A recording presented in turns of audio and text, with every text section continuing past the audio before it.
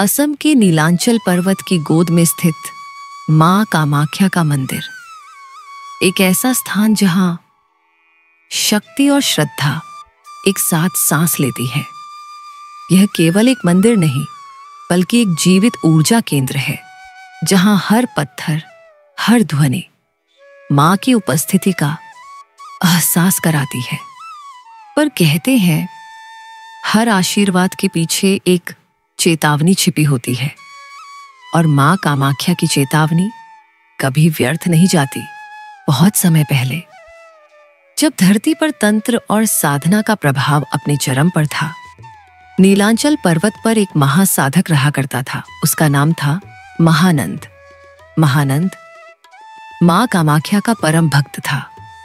वह दिन रात मां की आराधना करता और तंत्र साधना में लीन रहता।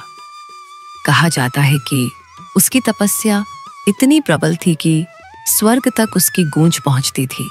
परंतु हर भक्ति की परीक्षा होती है, और मां ने उसकी परीक्षा लेने का निर्णय लिया। एक पूर्णिमा की रात थी। चांद नीलांचल पर्वत के ऊपर चमक रहा था और मंदिर के चारों ओर लाल धुंध फैल गई थी। महानंद ध्यान में था। उसकी आंखें बंद थीं और होठों पर मां का नाम कामाख्या, कामाख्या।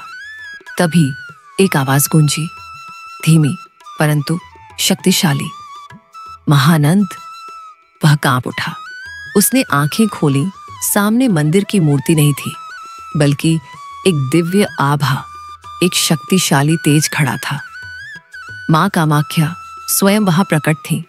महानंद, तेरी भक्ति ने मुझे प्रसन्न किया है, परंतु तू उस मार्ग पर बढ़ रहा है जहां शक्ति और अहंकार साथ नहीं चल सकते। महानंद, मां, मैं तो आपका सेवक हूं। मेरा जीवन आपकी साधना में ही समर्पित है। मां, साधक, तेरी नियत पवित्र है, पर तेरे मन में अलौकिक शक्ति पाने की लालसा बढ़ रही है। यह चेतावनी है।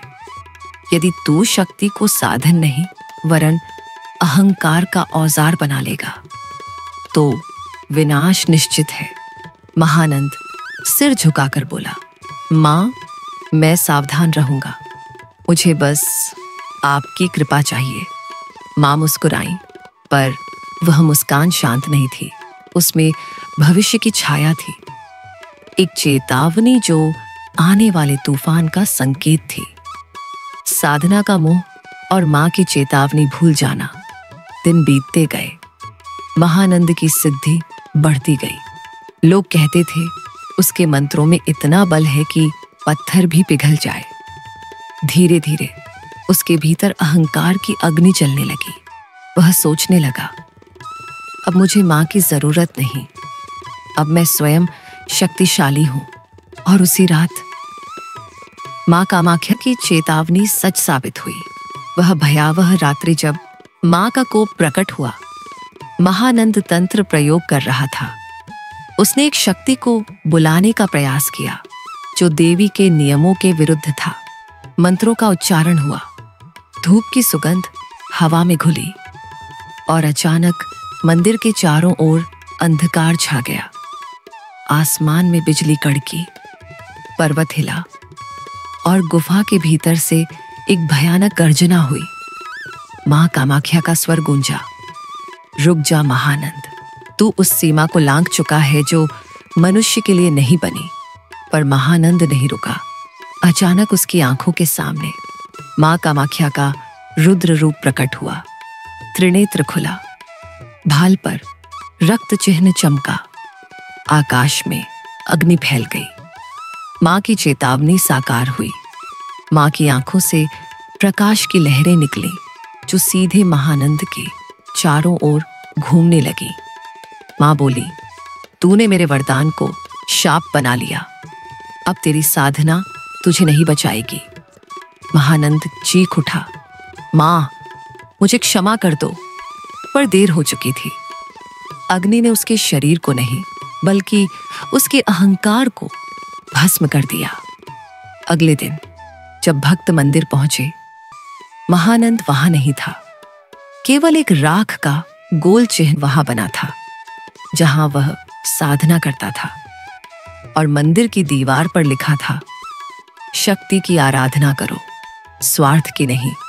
मां की दिव्य उपस्थिति आज भी, कहते हैं, नीलांचल पर्वत की रातों में जब हवा तेज चलती है तो उस राख का चिन्ह आज भी चमक उठता है। भक्त कहते हैं वह मां कामाख्या की चेतावनी है, जो हर साधक, हर भक्त को याद दिलाती है कि देवी की शक्ति अहंकार को नहीं, विनम्रता को स्वीकारती है। मां कामाख्या आज भी अपने भक्तों को वरदान देती है, पर उनकी कृपा पाने से पहले उनकी चेतावनी को समझना आवश्यक है।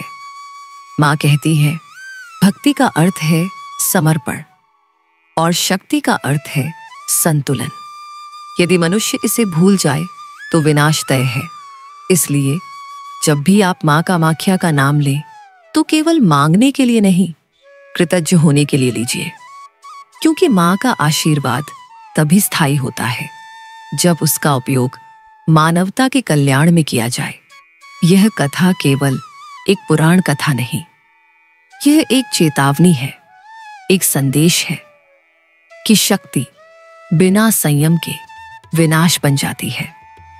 मां कामाख्या हर युग में यही सिखाती है, भक्ति में नम्रता रखो, तभी शक्ति स्थायी होगी। जय मां कामाख्या, जय मां कामाख्या।